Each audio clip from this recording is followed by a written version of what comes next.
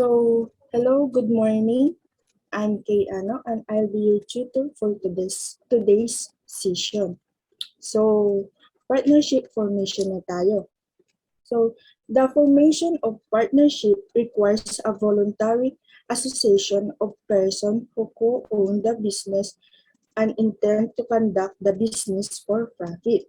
Persons can form a partnership by written or oral agreement, and a partnership agreement often governs the partners' relation to each other and to the partnership.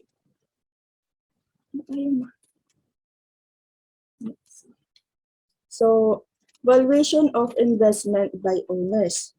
The books of partnership are open with entries reflecting the net contribution of the partners to the firm.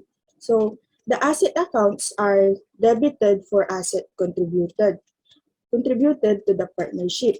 Ang liability account naman are credited for any liabilities assumed by the partnership. And separate capital accounts are credited for the amounts of each partner's net investment. Assets less liability. Partners may invest cash or non-cash assets in the partnership. When a partner invest non-cash asset, they are to be recorded at values agreed upon by the partners. In the absence of any agreement, the contribution will be recognized at their fair market values at the date of transfer to the partnership. The fair market value of the asset is the estimated amount that a willing seller would receive from a financially capable buyer for the sale of the asset in a free market. According to IFRS number 3, fair value is the price at which an asset or liability could be exchanged in the current transaction between eligible and related willing parties. Adjustment of accounts prior to formation. In cases when our prospective partners have existing businesses, their respective books will have to be adjusted to reflect the fair market values of their assets or to correct misstatement in the accounts. If the adjustment will not be made, the initial capital balances of the partners may be inequitable. So let's have an illustration. Ito. Hindi ko mabasa.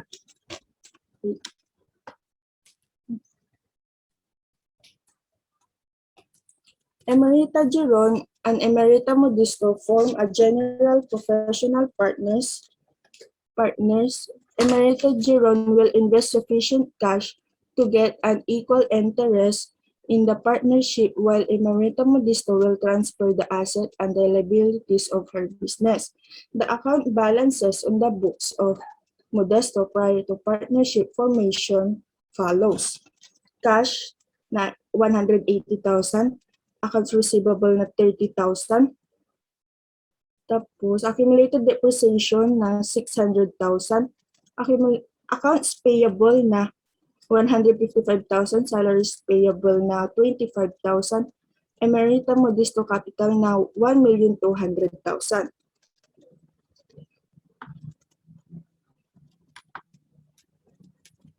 It is agreed that for purposes of establishing Emerita Giron interest, the following adjustment shall be made in the books of Emerita Modisto. Number 1, an allowance for uncollectible accounts of 5% of accounts receivable is to establish.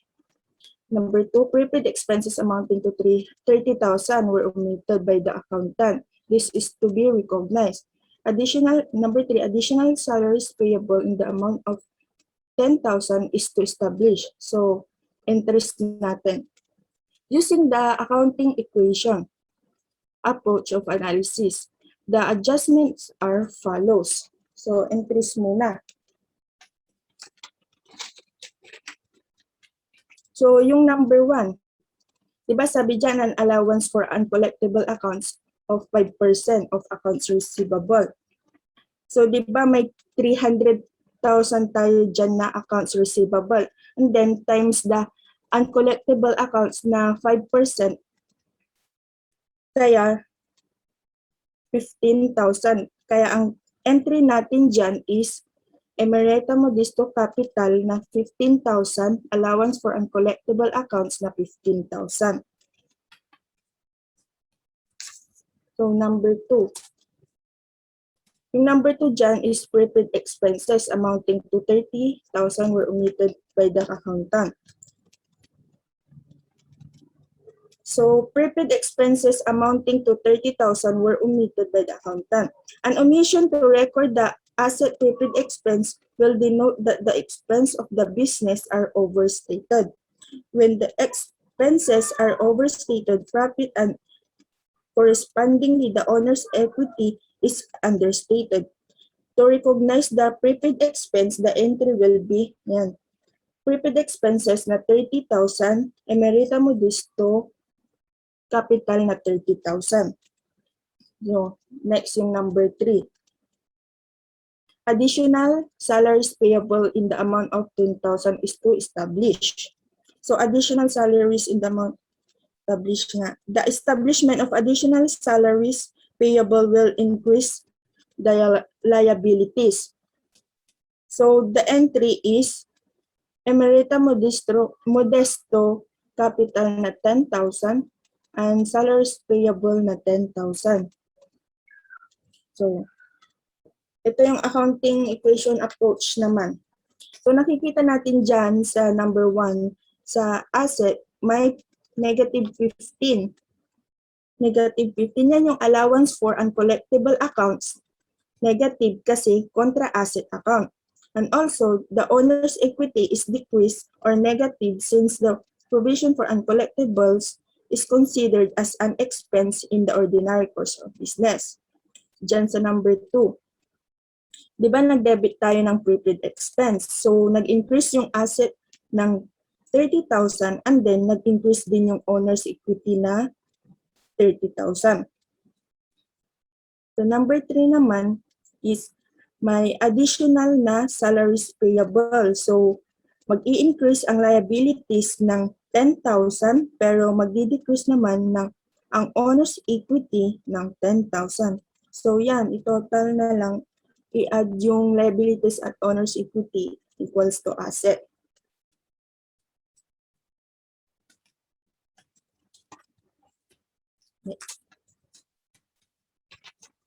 Next is the opening entries of the partnership upon formation.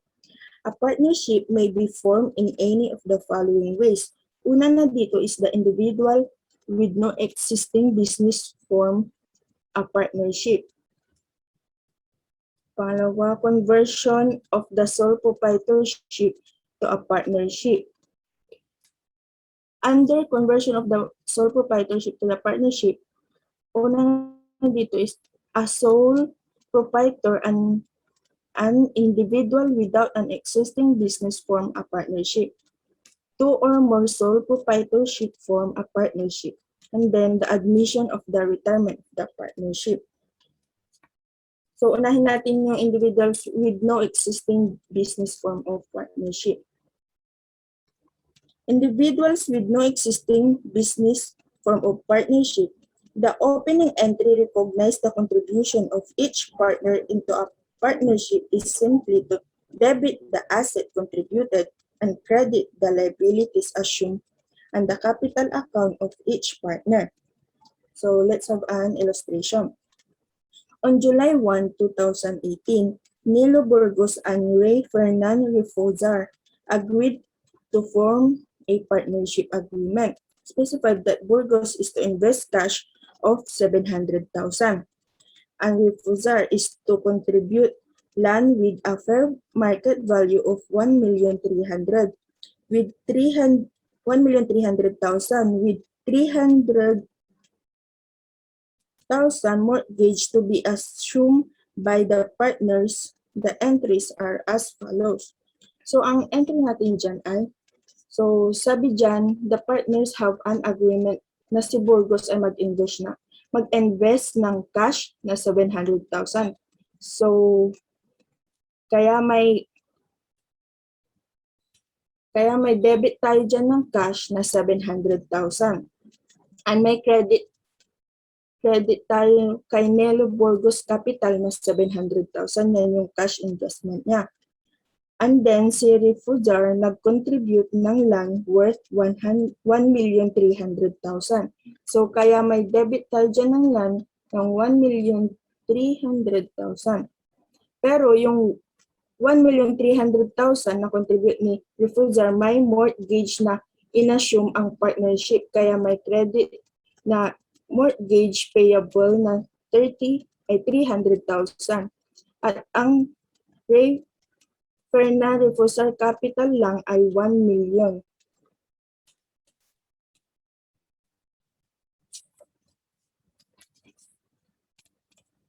So after the formation, the statement of financial position of the partners is, ayan, Burgos and Refusar, statement of financial position. July 1, 2018 yan. Sa asset nila, may cash sila na 700,000. Tapos sa land, 1,300,000. Kaya may total asset sila na 2 million. Sa liabilities and owner's equity nila is may mortgage payable sila na 300,000. Ang capital naman ni Nilo Burgos is 700,000. Kay Refusar naman is 1 million. Kaya yan 2 million din yung liabilities and owner's equity nila. So, illustration pa rin. The statement of financial position of Leopoldo Medina on October 1, before accepting John Carlo Dalangin as partner, is shown as follows. Yan yung financial position ni Leopoldo Medina. And then, ito. John Carlo Dalangin offered to invest cash to get a capital credit equal to 1/2 of Leopoldo Medina's capital after giving effect to the adjustments below. Del Mundo accepted the offer. So yan, number 1, the merchandise is to be valued at 74,000. The accounts receivable is estimated to be 95% collectible.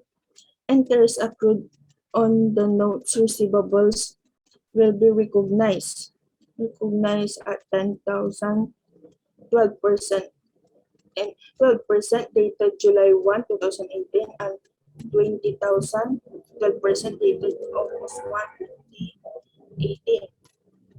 Number 4, interest on notes payable to be accrued at 14% annually from April 1, 2018. Number 5, the furniture and fixtures are to be valued at 46,000. 6, office supplies on hand that have been charged to expense in the past amounted to 4,000. This will be used by the partnership. So, ito. New books for partnership. Gagawa na tayo ng new books ng partnership. The following procedure may be used in recording the formation of the partnership. So, una na dito, ang gawin natin is books of Leopoldo Medina. So, adjust the asset and liabilities of Leopoldo Medina in accordance with the agreement. Adjustments are to be made to his capital account, and then close natin yung book niya. And then the requirement 2 is the books of the partnership. Record the investment of Leopoldo Medina and record the investment of John Carlo Dalangin. So, ito yon.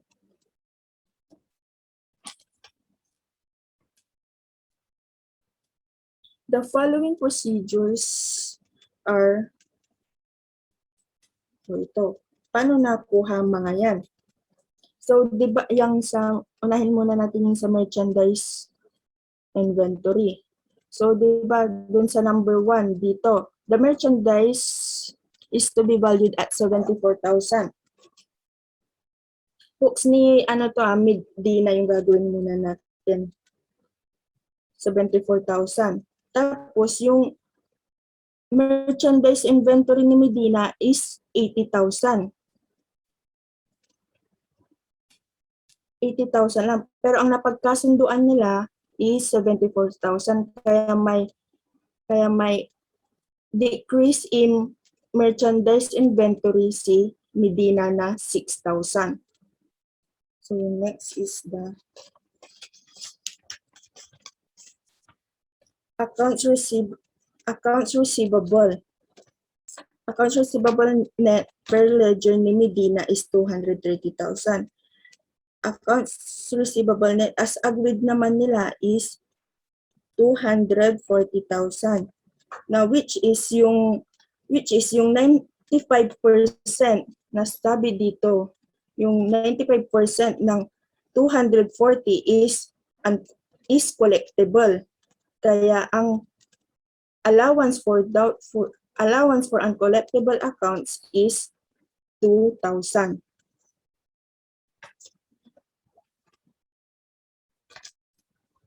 So next, ganito computation ng interest. Principal times rate times time.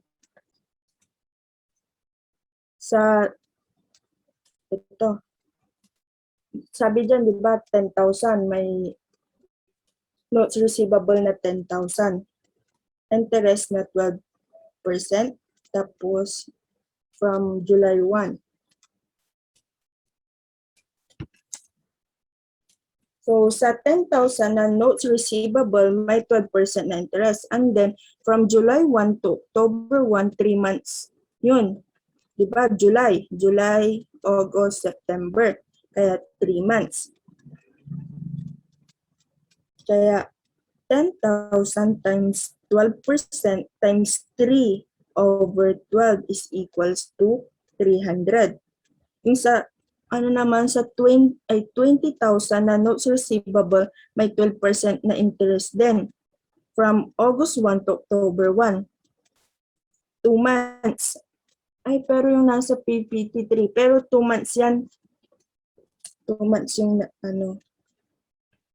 Kasi August to October, kaya 2 months lang yan.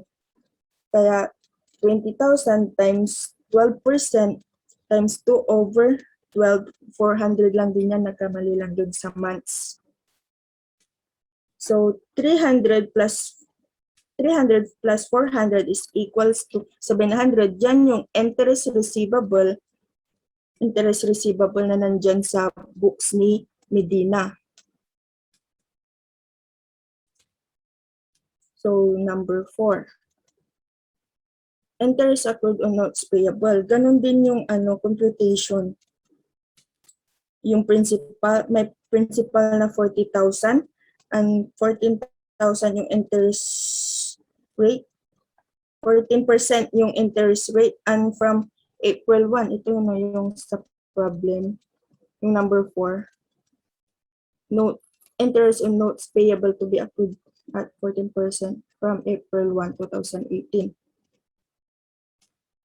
Kaya yung 40,000 na principal times the rate na 14,000 times the time na from April 1 to October 1, 6 months yun. So times 6 over 12, kaya nakuha yung 2,800 interest payable. So next, the furniture fixtures per ledger ni Medina is 54,000. Furniture fixture net agreed naman is 46,000. Kaya nakuha yung decrease in accumulated depreciation na 8,000.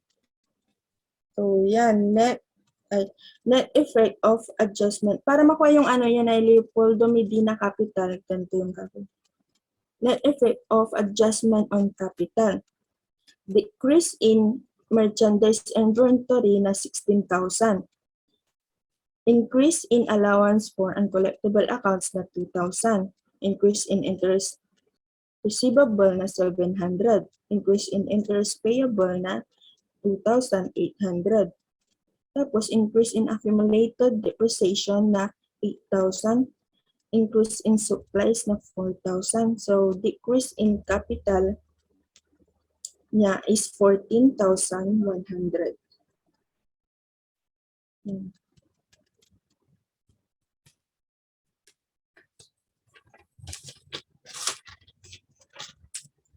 Next, ito. So, to close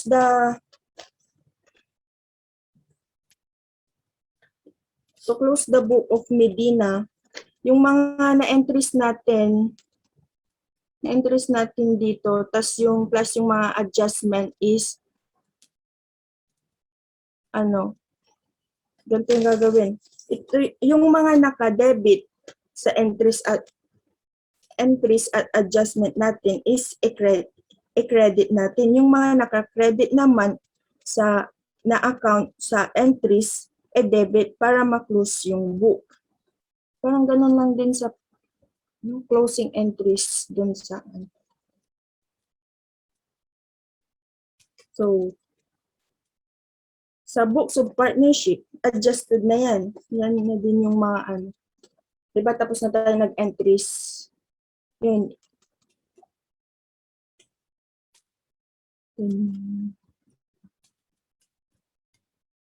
So, ito na yung statement of financial position nila as a partner.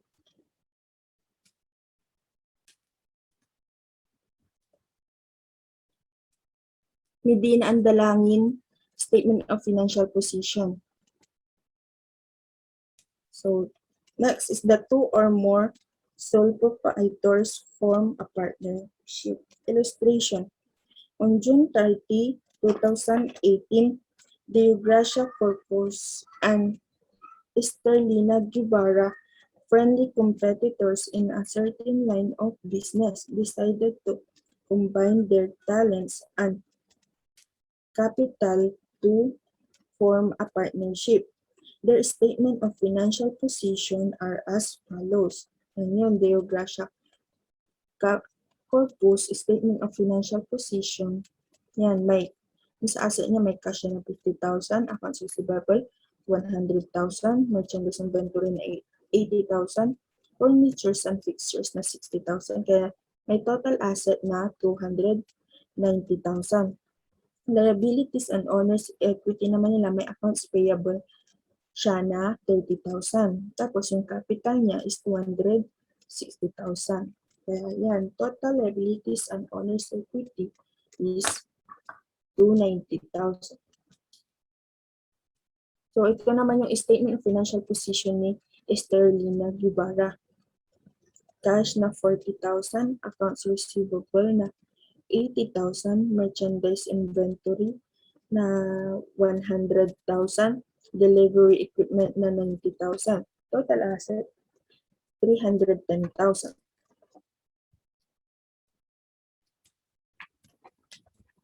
And then the liabilities and owner's equity naman nila is may accounts payable siya na 60,000 and capital na 250,000 kaya 310 balance. So ito, the conditions and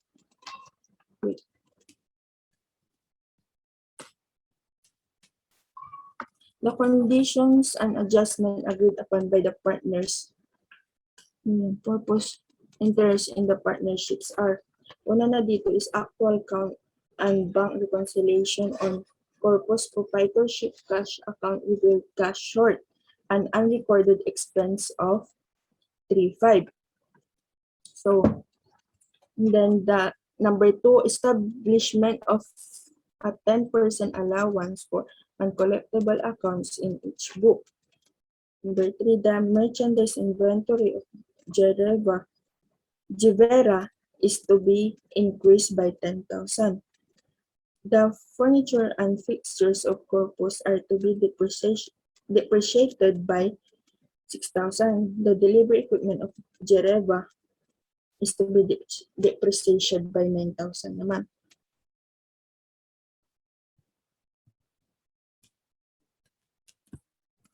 Yan. Ito din, ganun din yung gagawin. Yung requirements.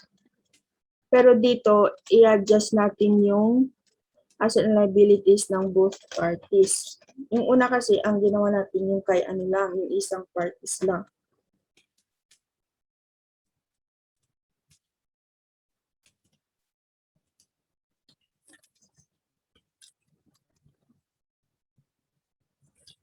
So, yan, entries.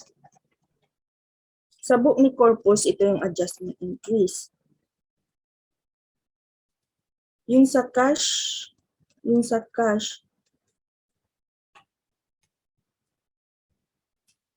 kaya nag-credit tayo ng cash dito kasi, di ba, sabi, the actual account of bank reconciliation and Corpus proprietorship cash account revealed cash short and so for dyan sa allowance for uncollectible accounts naman na 10,000 nakuha yan kasi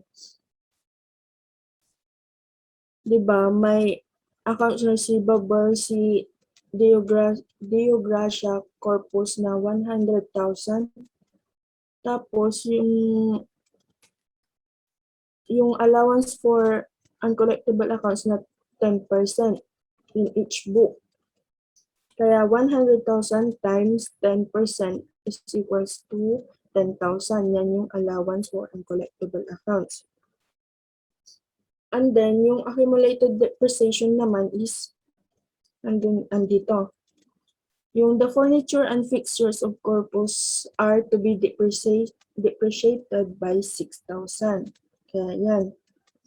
Diyan nakuha yung 6,000. So yan, add para makuha yung Deogracia Corpus Capital na 19,500. Next, yun, i-close na yung book ni Deogracia Corpus. So, diba, na-adjust na natin yung So, i-entries na natin, pero pag closing of the books na, i-credit natin yung mga naka-debit sa adjustment, tapos i-debit naman natin yung naka-credit. So, ganyan na. Next naman is sa books of Esterlina Guevara.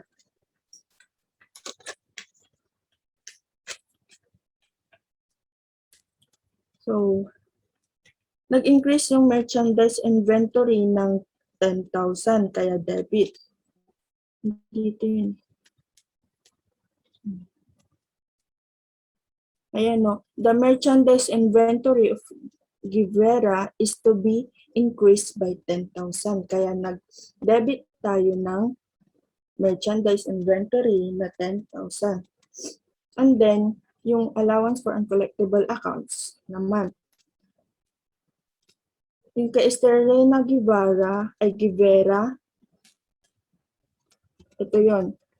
May accounts receivable tayo na 80,000. Tapos, di ba may 10% na allowance for uncollectible accounts na 10%. Kaya, 80,000 times 10%. Diyan nakuha yung 8,000. And then, accumulated depreciation. Yung accumulated depreciation nandyan din sa adjustment. The delivery equipment of Guevara is to be depreciated by 9,000. And then, yung kulang is ilalagay na sa Esterlina Guevara capital na 7,000. So, yun din.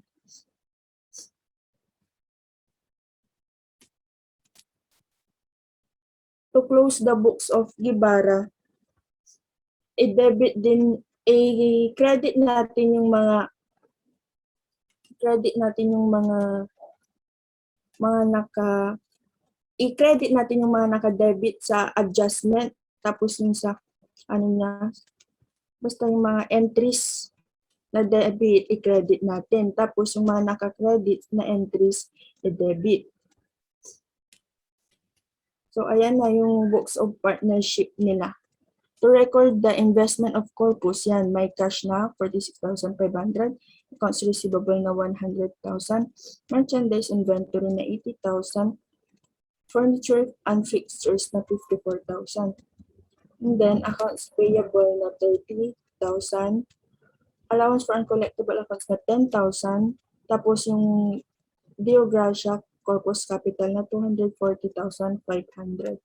Yan yung investment ni Corpus sa partnership. Kay Givera naman yan, may cash siya na 40,000, accounts receivable na 80,000, merchandise inventory na 110,000, delivery equipment na 81,000, credit to accounts payable na 60, allowance for uncollectible accounts na 8,000, sterling na Givera capital na 243,000.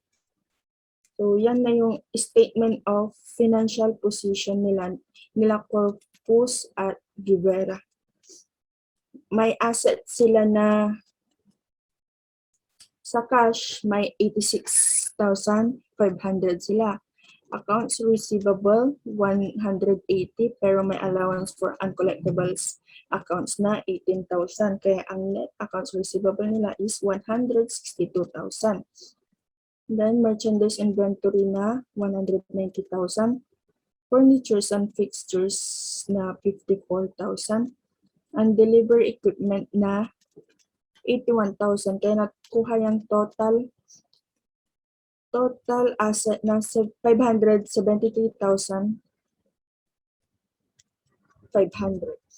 So, sa liabilities and owner's equity naman, accounts payable. May accounts payable sila na 90,000. And then, yung CDO Gracia Corpus Capital may 240,500 na capital. 243,000 naman kay Sterlina Giver capital na 243,000. Kaya nakuha din niya 573,500 na total liabilities and owner's equity.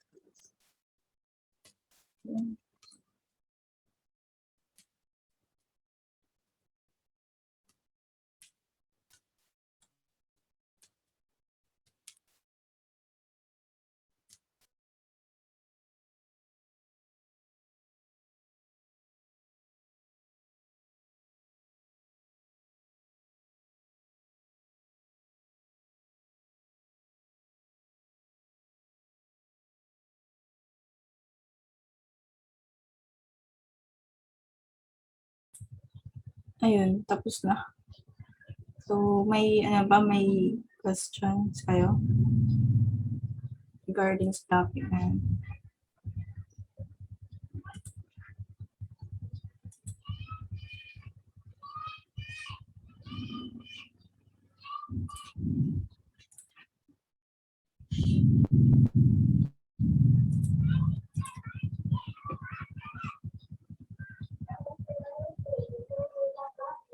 So, yung tinatanong ni Stephanie, ano ba? Same lang ba yung topic ngayon sa topic niyo sa accounting ngayon? Or nauna kami?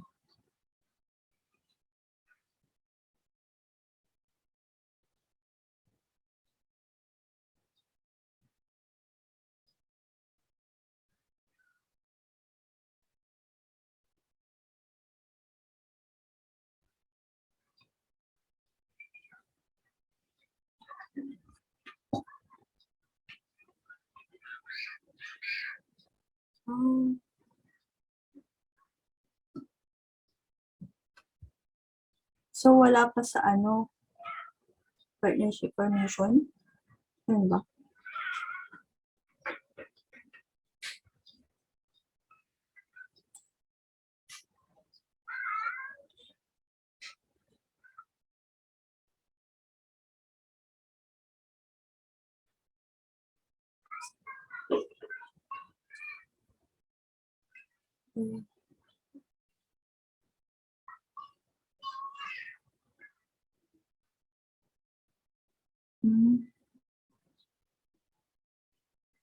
Okay.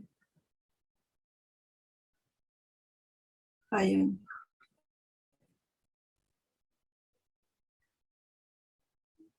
May sabihin ka pa, Kay?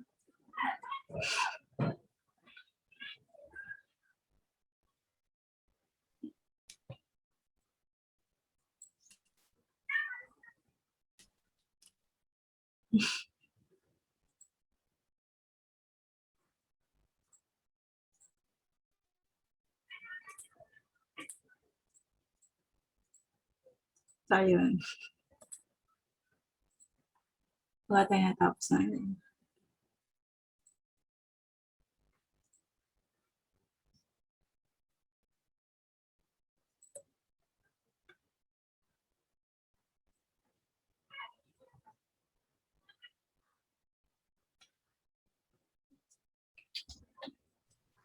Ayun. Narinig ba ako? Narinig ba ako, Rosa? Ayun. Siguro medyo confused tuloy kayo dun sa topic na yun.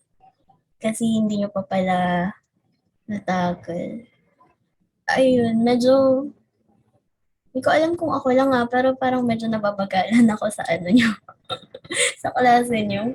Kasi kung nag-start kayo ng Wednesday for partnership, then sana naumpisahan nyo na siya until Friday and Monday. So, inassume namin na nasa, may ngayong asa, inassume na namin na nasa, parang naabot nyo na yung part ng formation.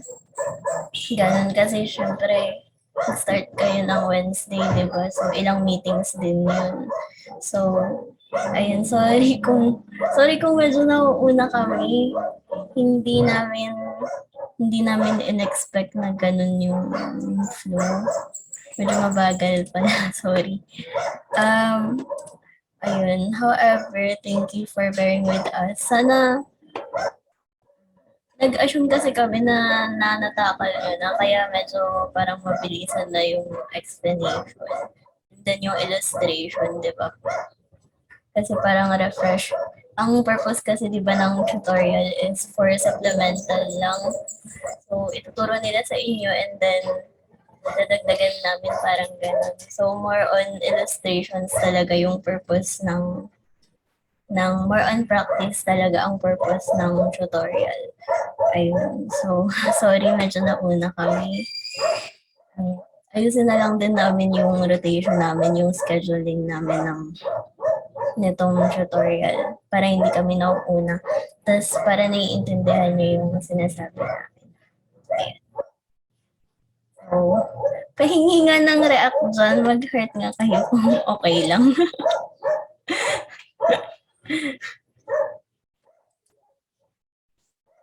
Ayun. Okay lang po ate. Ayun. Thank you.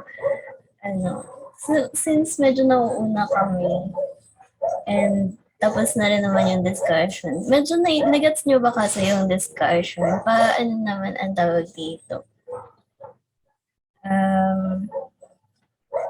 Pakisabi na lang sa amin kung medyo mabilis, ganun, or hindi nyo talaga maintindihan. Lalo na kapag nauuna pala kami. You could interrupt us para naman, alam namin yung flow. Pwedeng i-cut naman yung yung discussion namin para hindi kami yung nauuna ganun. Yan, mag-a-adjust naman kami kung medyo nauuna na pala kami, medyo mabilis. Ganun. So, ayun.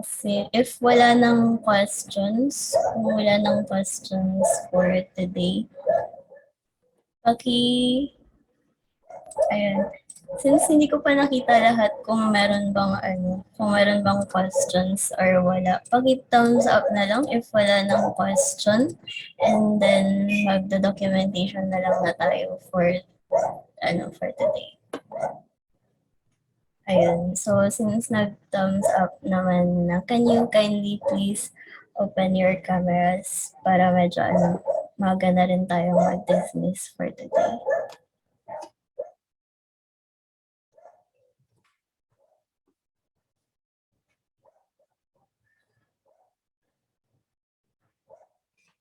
Kawag the docu, di ba, Rosa? Nag-unmute na ako. Sige, smell na. 1, 2, 3. Thank you.